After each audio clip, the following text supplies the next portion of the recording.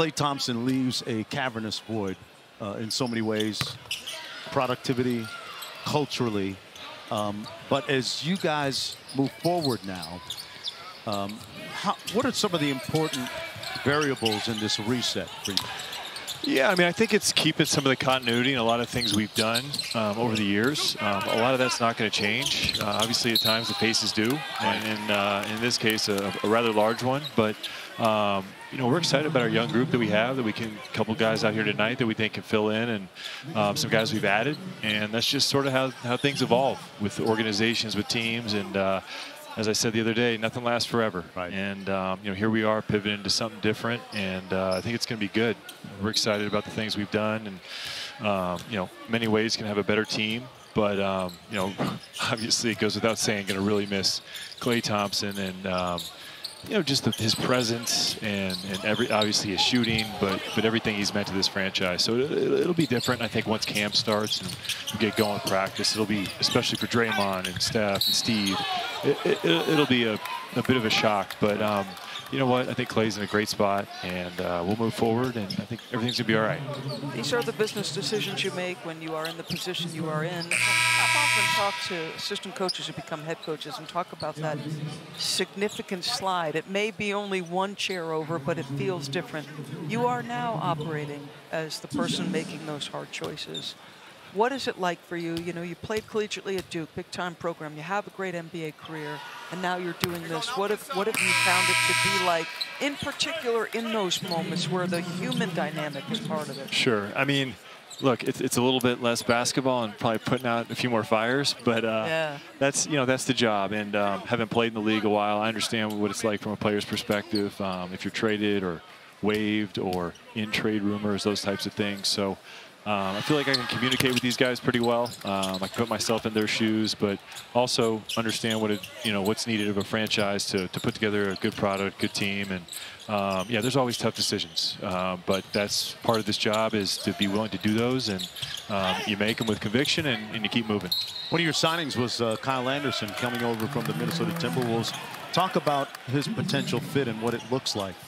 Yeah, I mean, I think a lot of times you focus in on improving certain areas of your team, and I think with a guy like Kyle, it's just like, let's add a really good basketball player. He's got great size, he defends, he can pass, great IQ. You know, he just does so many good things on the basketball court that when he's out there, you know your team's going to do well. And that was kind of our thought process with bringing him aboard. Guys with high IQ and skill do really well in our system, and we're excited to have him. He's a very selective shooter, sometimes to his detriment, but I do love that he understands his strengths and weaknesses. The young man that just passed us, Jonathan Kuminga, obviously made a big jump a season ago. But you guys are always, because of his ceiling is so high, your expectation is another leap. What will that leap look like for Jonathan Kuminga? Yeah, I mean, usually that year 3 to year 4 leap's a huge one, and that's what we're hoping out of Jonathan this year.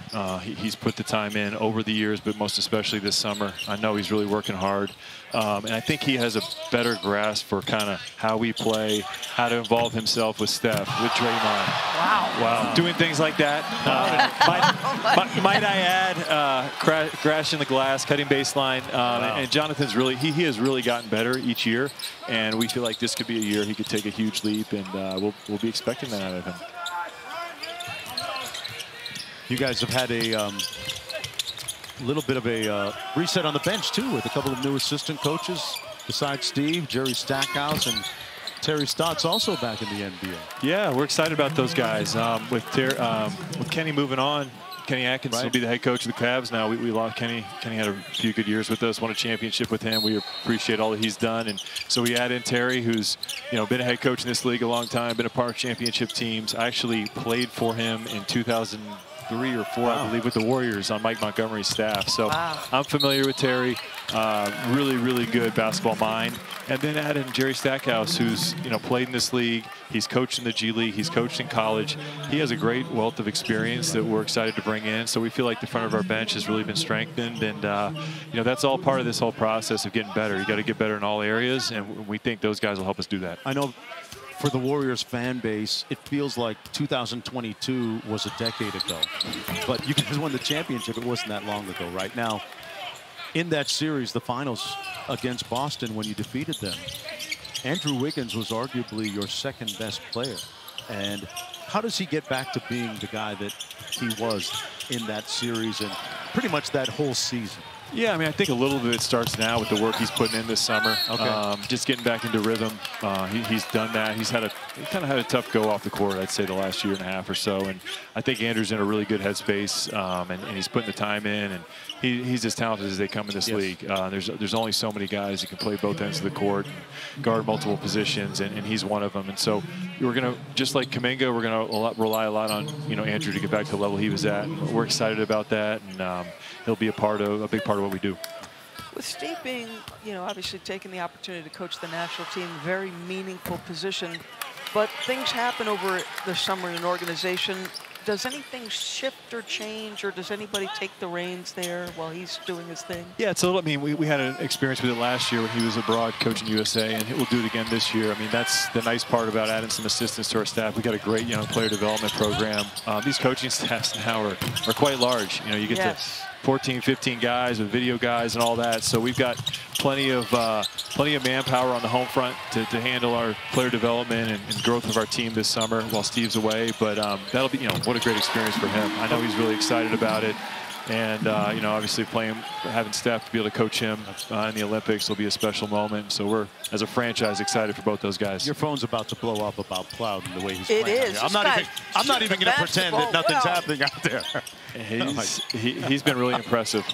He's a guy we like, and just has picked up on things quickly, and obviously shooting the ball well here. So this is summer league. This is what happens. You find I just voted him most likely to be shut down after a game and sign a deal with somebody. I hope it's good news for you, whatever it entails.